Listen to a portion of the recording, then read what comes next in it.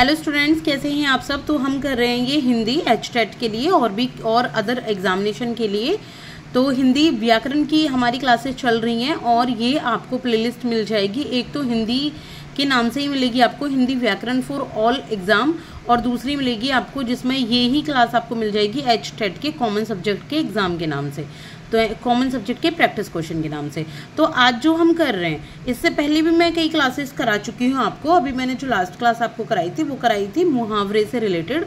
तो आज जो ये हम क्लास कर रहे हैं इसमें ये वाक्य खंड है, यानी कि एक पूरा वाक्य दिया गया है, इसको हमें एक शब्दों में बताना है। तो कहते हैं ना बहुत सारे शब्दों के लिए एक शब्द, वो वाले ये वन वर्ड सब्स्टिट्यूशन जिसको इंग्लिश में बोलते हैं।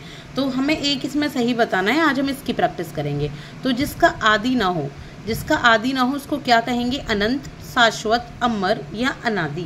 क्या कहेंगे उसको? उसको कहेंगे जिसका आदि ना हो अनादि, यानी कि जिसने जन्म न लिया हो, जिसका हमें यही नहीं पता सोर्स वो चीज़ कहाँ से आई हो, तो उसको हम यहाँ पे कहेंगे अनादि। क्या हो जाएगा? वन का आंसर, वन का हो जाएगा यहाँ पे डी। ठीक है। इसके बाद नेक्स्ट क्वेश्चन है जो कुछ ना जानता हो। तो क्या कहेंगे? जो कुछ भी ना जानता हो, मूर्ख, ज्ञानी, महामूर्ख या अज्ञ। देखिए जो कुछ ना जानता हो तो उसमें ये नहीं कह सकते कि मूर्ख है, उसको हम क्या कहेंगे? उसको कहेंगे अज्ञ, यानी कि उसको कोई भी जानकारी नहीं है। इसके बाद है जो अनुकरण करने योग्य हो, यानी कि जिसको फॉलो किया जा सके, जिसके कदमों पे चला जा सके। एक तरीके से ये जो अनुकरण करने योग्य हो तो वो क्या होता है? अनुकरणीय, आदरणीय, अद्वितीय या अगम।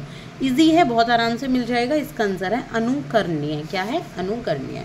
इसके बाद है जिसका अंत ना हो, जिसका अंत ना हो। अभी हमने पढ़ा था जिसका आदि ना हो, अब हम पढ़ेंगे जिसका अंत ना हो, जो कभी भी खत्म ना हो कोई भी चीज़, तो वो होती है अनंत। यहाँ अमर भी लिखा आ जाए तो आप वो मत करने, ये अनंत होता है। ठीक है, जिसका कभी अंत नहीं होता है। जो कभी ना मरे, देखिए आ गया, जो कभी ना मरे वो होता है अमर, जो होता वो होता है अमर। इसके बाद है जिसके समान कोई दूसरा ना हो, यानी कि या तो अनुकूल है या कृतज्ञ या प्रतिकूल या अद्वितीय, कोई दूसरा ना हो। तो देखिए इसका आंसर हो जाएगा अद्वितीय, दूसरा। ठीक है, इसके समान कोई दूसरा ना हो। इसके बाद है नेक्स्ट क्वेश्चन, दैट इज ये है जो कम बोलता हो। जो कम बोलता हो तो कौन होता है जो कम बोलते हैं? मृदुभाषी होते हैं, वाचाल होते हैं, अल्पभाषी होते हैं या अल्पज्ञ होते हैं। तो जो कम बोलता हो उसको हम कहते हैं यहाँ पे अल्पभाषी, कम बोलने वाला। इसके बाद है जिसका इलाज ना हो, तो जिसका इलाज ना हो उसको क्या कहेंगे? मरणशील, अमरत्व, बीमारी या फिर ला इलाज। तो जिसका इलाज ना हो उसका आंसर होता है ला इलाज, बहुत ही आसानी से मिल चुका है। इसके बाद है जिसका विश्वास न किया जा सके, तो वो होता है विश्वसनीय या अविश्वसनीय या फिर विश्वासी या धूर्त। तो जिसका विश्वास न किया जा सके वो होता है अविश्वसनीय। क्या होता है? अविश्वसनीय। इसके बाद है जिसका कोई नाथ ना हो, यानी कि जिसके ऊपर कोई ना हो, जिसका कोई गार्जियन ना हो, या जिसका पता ही ना हो कि ये किसका बच्चा है, तो क्या कहेंगे? सनाथ, नाथ, स्वामी या अनाथ। बहुत ही आसान है, इसको हम कहेंगे अनाथ। इसके बाद कम जानने वाला, जिसको कम जानकारी हो, तो हम पहले भी कर चुके हैं, ये है अल्पज्ञ।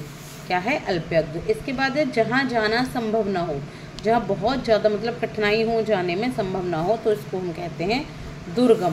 क्या कहेंगे? दुर्गम। कम खाने वाला, कम खाने वाले को कहते हैं यहाँ पे अल्पाहारी। क्या कहेंगे? अल्पाहारी। इसके बाद जो बात पहले कभी ना हुई हो, भूतपूर्व, अभूतपूर्व, प्राचीन या अवार्चीन, जिसके बारे में पहले कभी बात ही ना की गई हो, तो वो होती है अभूतपूर्व। क्या कहेंगे उसको? अभूतपूर्व, यानी कि भूतकाल की जानकारी है लेकिन उसके बारे में कभी कोई भी बात नहीं हुई है। इसके बाद है जिस स्त्री के संतान ना हो उसको क्या कहते हैं? तो उसको यहाँ पे कहा जाता है बांझ। क्या कहा जाता है? बांझ, जो कि बहुत ज़्यादा गलत है। इसके बाद जो कहा ना जा सके, क्या होता है? अकथनीय, करणीय, अकथ्य या संभव। जो कहा ना जा सके उसको हम कहते हैं अकथनीय। क्या कहते हैं? अकथनीय। एहसान न मानने वाला, क्या कहते हैं उसको? कृतज्ञ, आस्तिक, कृतघ्न या विश्वासी। तो देखिए जो एहसान नहीं मानता उसको कृतघ्न कहते हैं, यानी कि किसी ने कितना भी उपकार किसी के ऊपर कर लिया हो लेकिन वो नहीं मानता, कृतघ्न। और जो एहसान मानता हो उसको कृतज्ञ कहते हैं।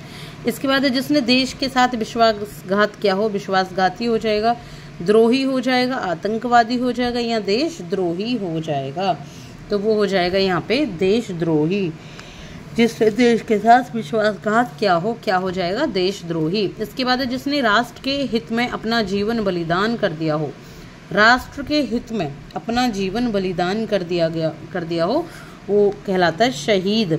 और देखिए इसीलिए ये क्वेश्चन करने बहुत ज़्यादा ज़रूरी है, क्योंकि ना हमें अभी तो इजी लग रहे हैं जो मैं आपको बता रही हूँ, लेकिन जब एग्ज़ाम टाइम में प्रेशर होता है ना माइंड पे और जब हम करने बैठते हो तो हमें सारे एक से लगने लगते हैं। हम एक दो को हटा दें तो एक बार प्रैक्टिस कर जाओगे ना तो क्या होगा, उससे आप जल्दी से सेलेक्ट कर पाओगे जो आपका एक्चुअल आंसर है।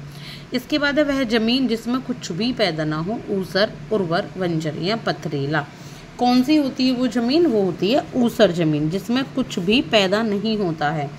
इसके बाद है वह वस्तु जिसकी चाह हो, क्या होता है? श्रेष्ठ, इच्छित, आवश्यक या फिर अभिष्ट। तो जिसकी चाह होती है वो जो वस्तु होती है उसके लिए बोला जाता है इच्छित। क्या बोला जाता है? इच्छित। इसके बाद है नेक्स्ट क्वेश्चन, दैट इज दूसरों के पीछे चलने वाला, तो इसको हम कहते हैं अनुयायी। क्या कहते हैं? अनुयायी, जो किसी के पीछे चलता हो। एक सेकेंड, नहीं अनुयायी नहीं कहेंगे, इसको हम कहेंगे अनुचर। ठीक है, क्या कहेंगे? अनुचर। दूसरों के पीछे चलने वाले को अनुचर। अनुयायी कहेंगे जो किसी को फॉलो करता है, किसी का अनुकरण करता है। इसके बाद जो पहले ना पढ़ा हो तो क्या हो जाएगा? वो अपठित, अपठनीय। देखिए पठित पठनीय तो नहीं होगा, जो पहले ना पढ़ा हो तो वो हो जाएगा यहाँ पे अपठित। ठीक है। एक है जिसके आर पार दिखाई देता हो, क्या होता है? वो होता है पारदर्शी। इसके बाद है आज्ञा पालन करने वाला कौन सा होता है? शिष्य, अनुचर, शिष्य, आज्ञाकारी। तो आज्ञा का जो पालन करता है उसको हम कहते हैं आज्ञाकारी।